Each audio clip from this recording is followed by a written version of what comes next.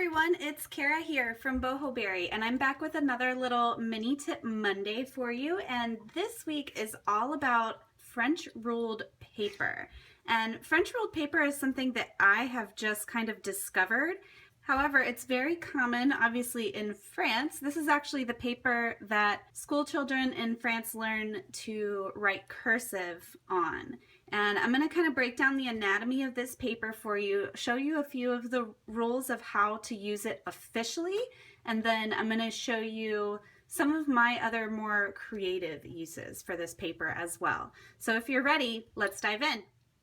All right, so French ruled paper, and this is a Clairefontaine brand notebook. This is a spiral bound, I believe it's A4 size, I want to say, but it's Clairefontaine. It's a really good quality paper. It holds up really well to fountain pens. I actually discussed it a little bit in my last video about my notebook collection. So if you want to hear a little bit more about this notebook in particular, you can check that out and I'll link that below for you.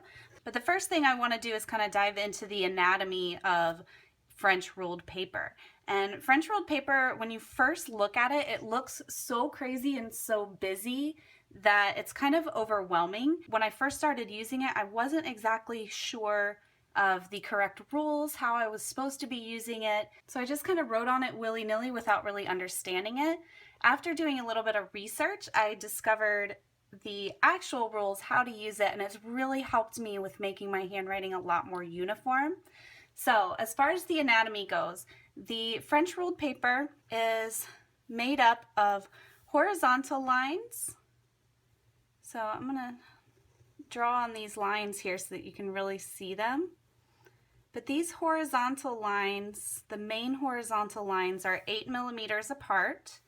And then there's also these vertical lines that run down the page that are also 8 millimeters apart. And then in between these horizontal lines, there are these three tiny little lines that are each 2 millimeters apart.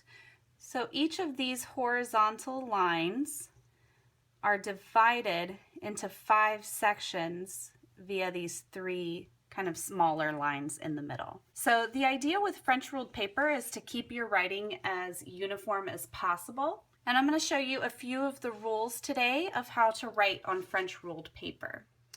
All right, so there are a few general rules that you want to keep in mind when you're trying to write in the traditional style with French ruled paper. And the first one is that the bodies of your lowercase letters, you want those to stay within these first 2 lines. So I'll show you a few of those. We have the A, C, E, I, M, N, O, R, S, U, V, W, and X. So all of your bodies, and this is also for any letters that have an ascender or descender as well, all of your bodies are going to fit within that first line. And when you first start doing this with this paper, it's going to be a little uncomfortable because this is super tiny. Remember, these lines are only about 2 millimeters apart. So if you are going to be doing this with a fountain pen or any other pen for that matter, I definitely recommend going for a fine or extra fine nib just to start practicing, because this is going to feel super, super small to you. One thing I do like about it is it's training me to write smaller, which is really, really fitting for that 5 millimeter ruling in my bullet journal. If you don't know what a bullet journal is and you're just kind of finding my channel, I do have a lot of other videos that explain all about it. I'll try to link a couple of them below for you as well. But yeah, that's one thing that's a little touchy about it, is that you do have to write so tiny, but at the same time, it's great training to write tiny for those smaller rulings. All right, so we're gonna move on to our lowercase letters that have an ascender. So that's a loop, an upward loop, and those are gonna go all the way up to the 3rd line. So this is your baseline here, and you want your loop to come up all the way to the 3rd line. So that's gonna be your B, your H, your K, and your L. And you'll notice I've actually skipped a couple of letters. I've skipped the D and the T, which are ascenders, but in the traditional method of using this French ruled paper, the D and the T only go up to the second line. And that is because they do not have a loop. They just go up in a straight line. So the D is like that, and the T, there we go. And those just go up to the second line. Now this is a rule that I don't normally follow very often. My D's, quite often I do with a loop, and actually my K's, I hardly ever put a loop in them like that. So this rule is kind of counterintuitive to me. I don't always follow it, but I do try to. It does look really, really cool when you're writing full paragraphs and you see those D's and T's are a little bit shorter than the rest. It gives it a really unique kind of feel, which I really like. All right, so let's move on to our descenders, and these are letters that have a downward loop. So those are going to come from the baseline, which is right here. They're actually going to go down 2 lines right here. So that's going to be G,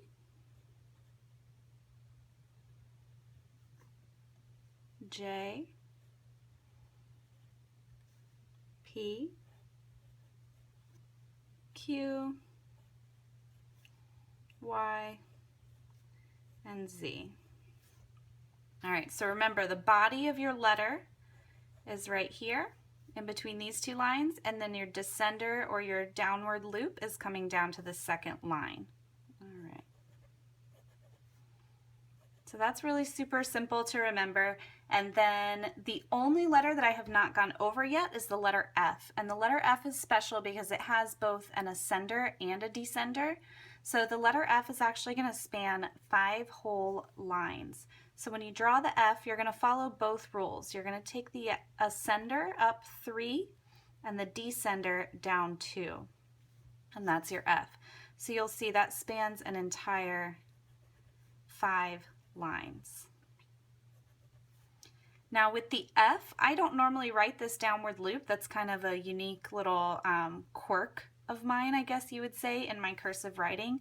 I like my F to just go up and come straight down, but I still follow that same rule. I go up 3 and down 2. And what I really love about this paper is that it makes everything so uniform and so pretty. When I write full sentences and full pages, everything just comes out so uniform. It's just gorgeous. I love it. And then the last thing I wanted to show you is the capital letters. And capital letters, it all really depends on how you form them. For me personally, I have quite a few letters where I have little tails that hang down or loops that come up. But in general, you want your capital letters to come up to that 3rd line. So if I was going to do a B, a C, you want all those to come up to that 3rd line up there.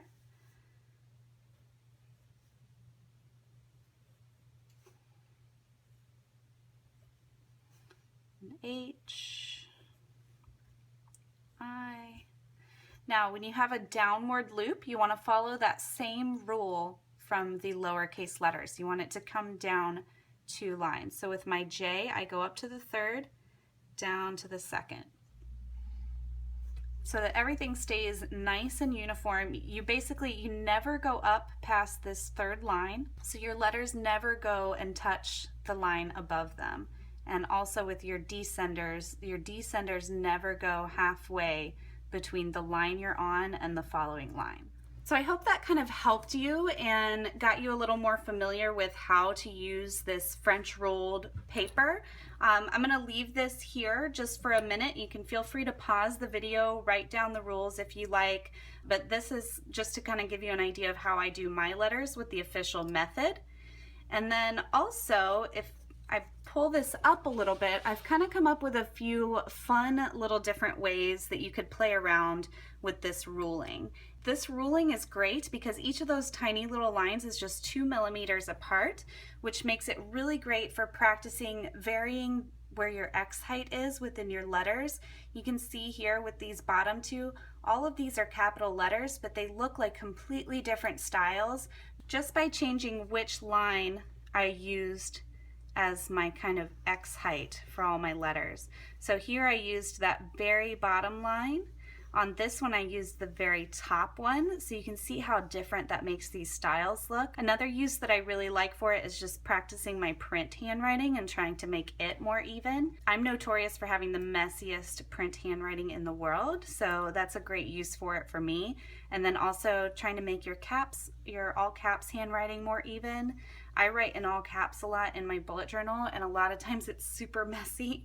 So I really like the idea of practicing my all caps in here. So there's so many different uses for this paper.